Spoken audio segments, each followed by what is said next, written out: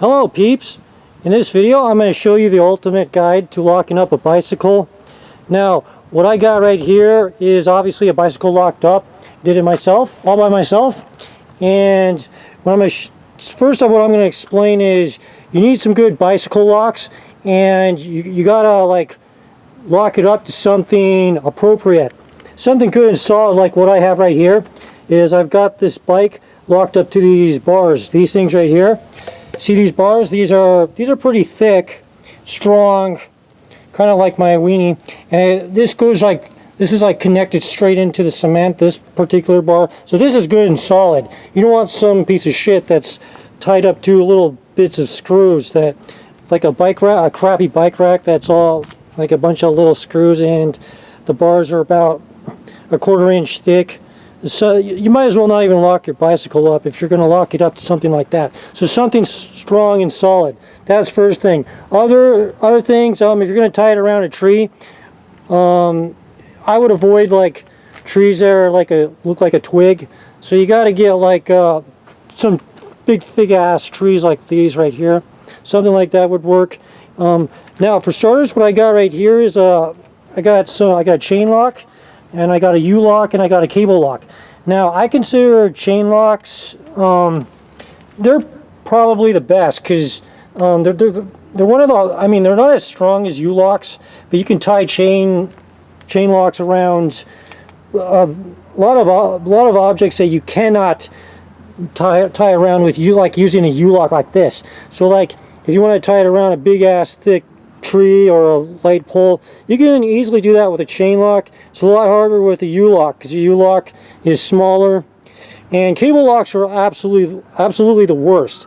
Now if you're going to use a cable lock, I'm using this cable lock only to tie up my bike seat because it helps, and I hope that SpongeBob is helping protect my bike seat also.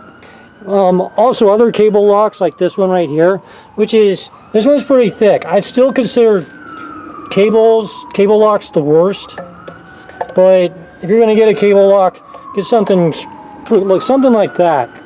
Now right here what I have is a New York forget about it chain lock. I got the red version. I also have the black version. This red version is nice. Now I tied it around two of these bars right here. What I did was I looped it around my frame and the front tire, and I try to keep this this lock and the chain away from the cement, because a lot of bike thieves, I think they carry jackhammers and stuff, so they could, like, if it's on the ground, if the lock's touching the ground, they could blast through the lock easier. So I like to keep it off the ground. And some people say that the best way to wrap around the chain lock is through this side of the frame, if you see what I mean. But I'm going to disagree with that. I think this part of the frame is a lot thicker. This is better. I'm going to disagree with the world on tying around here. I mean, there's nothing wrong with tying it here if you want to, but as you can see, my bike has a lot of crap taking over that real estate right here, if you know what I mean, this side of the frame. This side of the frame right here on top is probably the worst part to tie it up, so I don't do that up there most of the time.